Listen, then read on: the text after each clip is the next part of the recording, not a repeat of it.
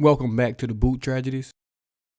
I've been asked to do more LSU content and planned on it anyway, so we're going to talk about this LSU South Carolina game. LSU start SEC playoff 1-0, beating the South Carolina Gamecocks 36-33 in probably the longest football game I've ever watched in my entire life. The game started at 11. I swear that game finished at like 3:30 or something like that, about almost a 4-hour and plus like game. I don't know why. Let's get that figured out. But let's go through some of these stats before we talk about it. Garrett Nussmeier, 24 for 42 touchdowns, interception. Cade Durham, freshman running back, true freshman, 11 carries, 98 yards, 2 touchdowns, looked really well. Overall, LSU 32 carries, 132 yards, 4.1 on the ground. Aaron Anderson, 5 catches, 96 yards. Con Lacey, 5 catches, 63 yards and a touchdown. Mason Taylor, 6 catches, 58 yards and a touchdown as well.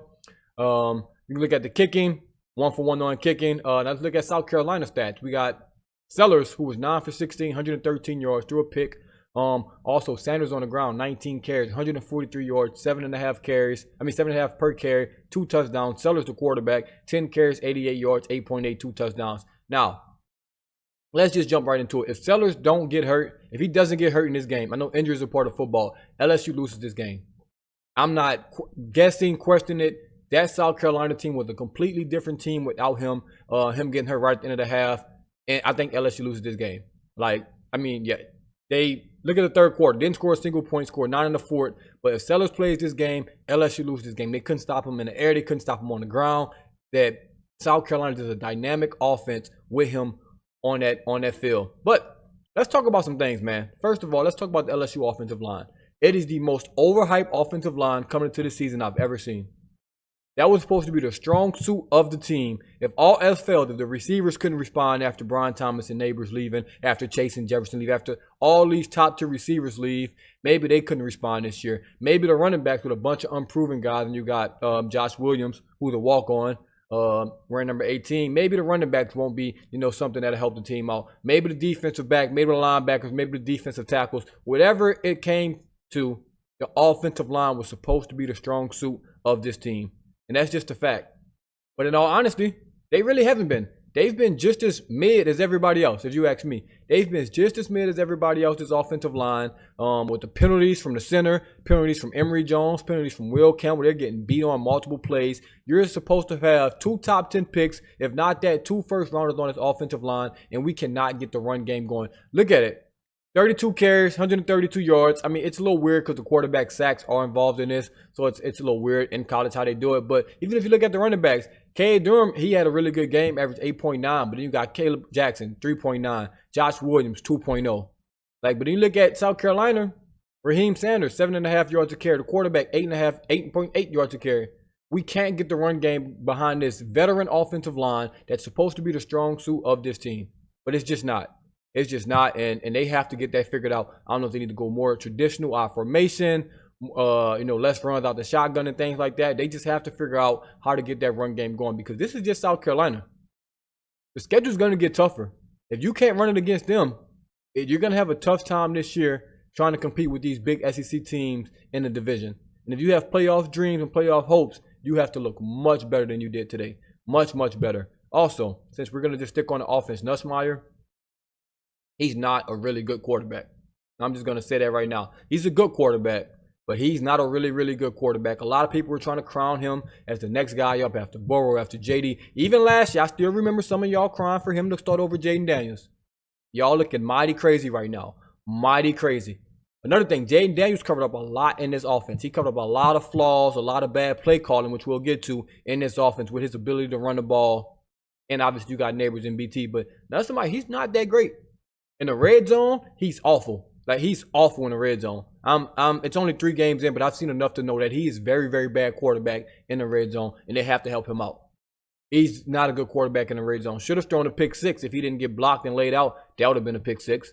That would have lost the game right there. An awful, awful, awful ball in the red zone in double coverage. Wasn't even a good thrown ball. Hopefully they dropped the tape on that so I can actually review that game. I want to review this game so bad because it's so much bad football out there. But it's so much good football out there. You scored 36 points. Don't get me wrong. But it's a lot of turnovers, short fields, and things like that. But the offense did not look great. Sloan, as the offensive coordinator, what you doing, my man? Not great. Not a great day in the red zone.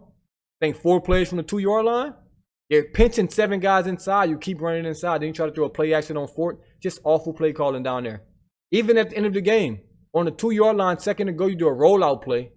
After I think the first down almost got intercepted because Nussmeier trying to throw across his body. Absolutely just idiotic right there. Then you get an offsides. Then you a rollout play after that on second down. Then you finally run it on third down. It's the same thing that happened week 1. Run the ball. So even if you score, you can run some clock and they can use some timeouts because obviously at the end of the game, if you'd have ran some clock, it would have been in your favor because obviously they still got in field goal position and almost tied the game up to go to overtime. I just don't understand how you're making the same mistakes already.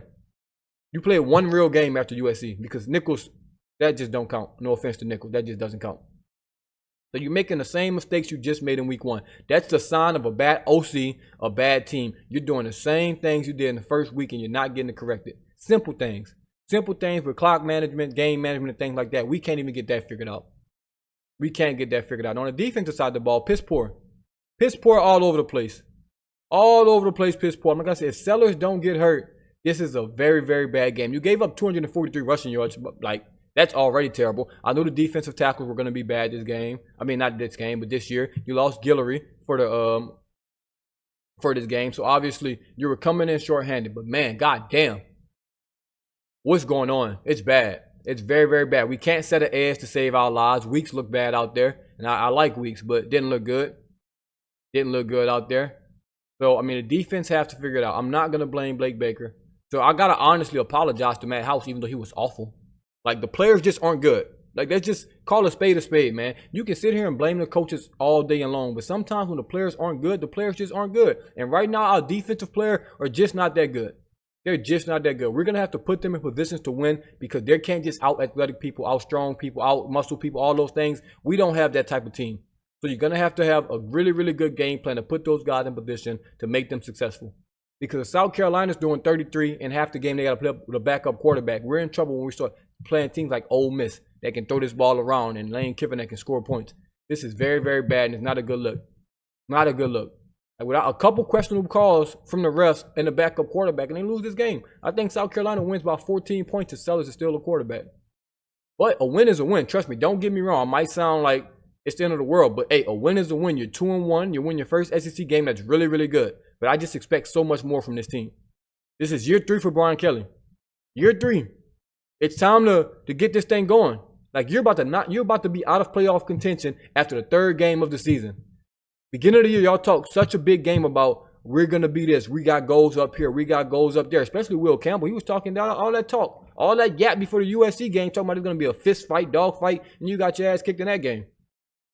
You come against South Carolina and the same thing was happening. He was getting killed on the edge. I really, really want to break this tape down. I hope it's out there. I hope it's out there. I don't have access to the college film. So if it's out there, we'll do it because, man, it wasn't good in my opinion. It was not going to be some great things on there. Obviously, they're young kids, 20, 21 years old, so it's not going to be perfect. But still, it is what it is. But the defensive side of the ball, I'm a couple weeks away from having a Harold Perkins discussion that might be very, very uncomfortable for people. Very, very uncomfortable. I'm not going to say it now. Not going to say it now, but we're a couple weeks away. We might be already there, but I'm going to give him some grace. I know the type of athlete, I know the type of player he is. I'm going to give him some grace right now. But we're close. We're close for me saying some things about Harold Perkins that's probably not the greatest. I think he's a really good football player, but it's some things. That top 10 pick, come on now. I think that's out the window. First round might be out the window if you ask me, but that's just me. That's just me. We're not going to get into it right now. Like I said, I'm going to give him some grace. Maybe he'll turn it around, but right now, this ain't it. This is not it. This is not it. I know a lot of LSU linebackers that play better than him at this Mike position. Maybe he's, going to adjust to it. Maybe he's going to play better down the stretch. But right now, it's not it. But it's a win. 36-33, man. Hopefully, like I said, they dropped the film on this game. I really, really want to break this game down, offense and defense, because it's a lot wrong with this team right now. But they did pull it out, man. 17-0. I'll give them some credit now. I'll give them some credit because everybody's like, oh, he's a Debbie Downer. I'll give them some credit down. 17-0 on the road. Come back, fight back, man. They show heart. They show guts. They didn't quit. I do like that about them. I do like that about this team, man. They showed up. Did not give up. I don't care who's on the field, injuries or not. You have to play. You have to play through the, until that whistle. I mean, until that clock hit 0. They did that. They played well. They got the job done. They got the job done. I have to give them credit for that, but it's just so much. I expect so much more from this team. We should go into South Carolina and beat them by 21 points. That's how I feel about the South Carolina Gamecocks, and that's just my opinion. They should never be in a close game with LSU. I don't care. That's just my opinion. Now, let's check this schedule out. Let's check this schedule. You got UCLA. We know what they did to us when we went to Cali. They beat us. You have to win that game. If you lose to UCLA, Brian Kelly, you're getting fired. I'm going to let you know right now. I'll be the first to tell you. I don't know if they're going to tell you, but I'll be the first to tell you. You lose that game, you're getting fired. Might not be that game, might not be after that, but you're getting fired because you're going to lose 5 games this year, 4 games this year if you lose that game. Because if you lose to UCLA, it's terrible. South Alabama, I'm not going to say that's a win, but that's a win. And you got a bye week, and then you got Ole Miss, which is going to be the most important game of the year, will be that Ole Miss game. If you can win that game and be, 3, 4, 5-1, you're on a direct path to the college football playoff, in my opinion. Obviously, going to have some work to go. You could probably lose 1 more in there, but you're going to be on a good path. Then you got Arkansas, a winnable game. Texas A&M, a winnable game. Alabama, we'll see. They look shaky against USF. They look great against Wisconsin. Still, two TBD on Alabama right now. Florida, very, very winnable game. Vanderbilt, you better beat them. Then you have Oklahoma to finish the year. But it was a must-win game for LSU already. It was definitely a must-win game against South Carolina. At the end of the day, like I said, they got it done. That's all you can ask for. They got it done. They got the win. Hopefully, they dropped the film, like I said 1,000 times already, so we can check that out, man. But I really, really like what I'm seeing. In spurts, in moments. But in moments, I'm like, what the hell are we doing? So it just all depends, man. Let me know what y'all think about the game in the comments below. As always, thank y'all for tuning in once again to Boot Charges. Well.